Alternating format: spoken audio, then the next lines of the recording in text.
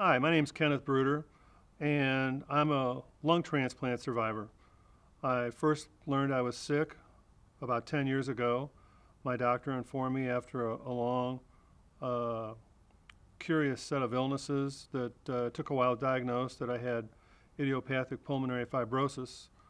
And you know, when the doctor tells you what's wrong with you, when you're sitting in his office instead of the little exam room, you're in trouble.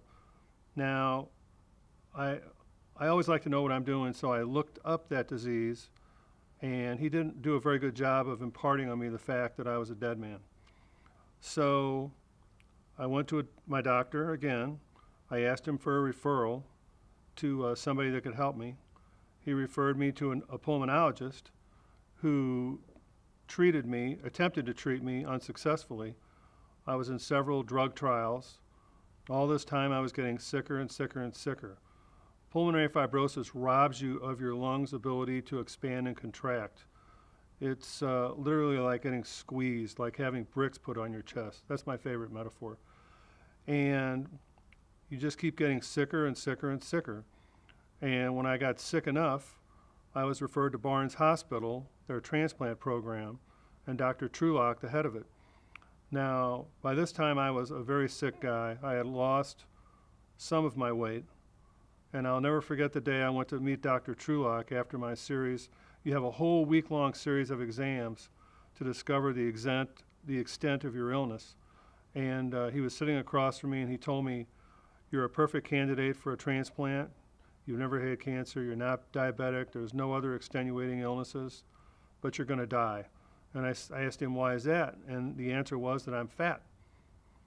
He said to qualify for the lung transplant, I had to lose 70 pounds. At the time, after I had already lost some weight, I weighed 272 pounds.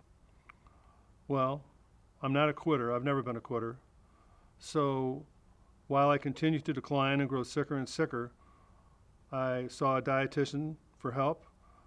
My family supported me, and over the period of the next year and a half, I lost 70 pounds. And there at the end, you're on oxygen 24/7, and oxygen is a very tough friend. It's very unforgiving.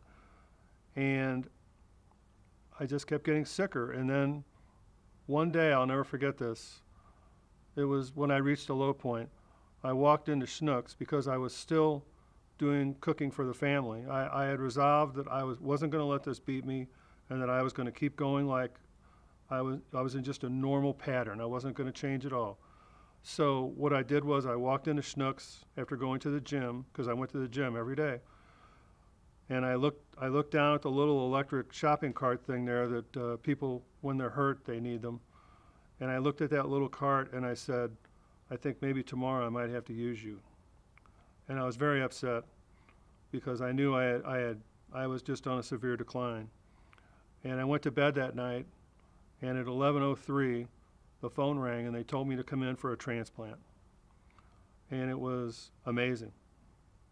It's a life-changing thing to go from being severely sick, and at the end, the last day that when they transplanted me, I was running 12 liters of oxygen at home. 12 is the maximum you can run without being in an institution of some kind. And I did not want to be in an institution. So I went in, I got the transplant. Everything went very, very well. I don't really know anything about my donor or his condition. All I know is that we're a good match, and we have been, because almost 3.5 years out from my transplant now, and I'm in, according to them and according to the way I feel, I'm in very good health. Now, there's cost to everything, and there's always a cost to your health too. I have to constantly stay in motion to stay in good shape. I take 10 different medications every day, which they constantly adjust. And some days it's just tough. You know, you get up and you're a little tired and you don't want to go out, you don't want to walk, and per my doctors, they tell me to get those 10,000 steps a day in, and I probably do that about 80% of the time. You know, if you're thinking about a transplant or you're suffering from a chronic lung ailment, there's hope for you. You know, the drugs are better all the time. They're all constantly finding out new things. And the surgeon, Dr. Patterson, did a great job. I can't speak to any other hospital, but I can tell you that the team at Barnes was amazing. When you come from a corporate background like I did, where there's kind of quite a bit of sniping and competition to do things, and you're thrust into an environment like there is at Barnes Hospital, I would hear somebody say, "Hey, John, can you help me with something?" And never once did I hear anybody say, "Give me a minute. I'll catch you in 5 minutes." It was always, "I'll be right there."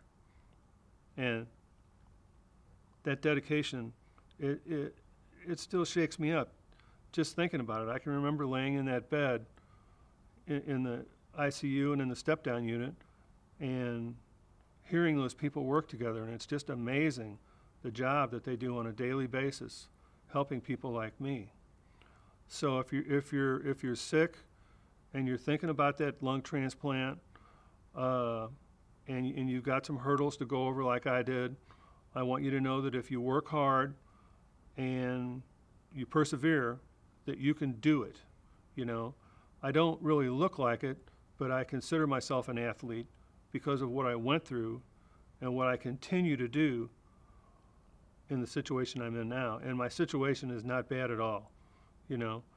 And I have a wonderful family that backstops me, and I can't think of one thing that I would want to turn out differently than it did, because there's nothing like, you know, one day you go to sleep and you can barely breathe, and when you're running 12 liters of oxygen, you're literally like a fish on the bank trying to draw that air in, and you can't. There's a wall there. You can't whistle, you can't sing, you can barely talk. And when they wake you up after the operation and they ask you how you feel, you realize you don't have the oxygen on, and you're breathing. And it's just an amazing thing. I mean, the first thing I tried to do after I got a little ice was to try and whistle. I couldn't believe I could whistle. You know, it's those little things, you know, and after about a week, my sense of taste and smell came back, and it's been nothing but downhill since then, literally. I mean, I feel very, very good, and I'm incredibly grateful, and I thank God every night when I say my prayers for my donor, my family, and my doctors, because I wouldn't be here without them. Thanks.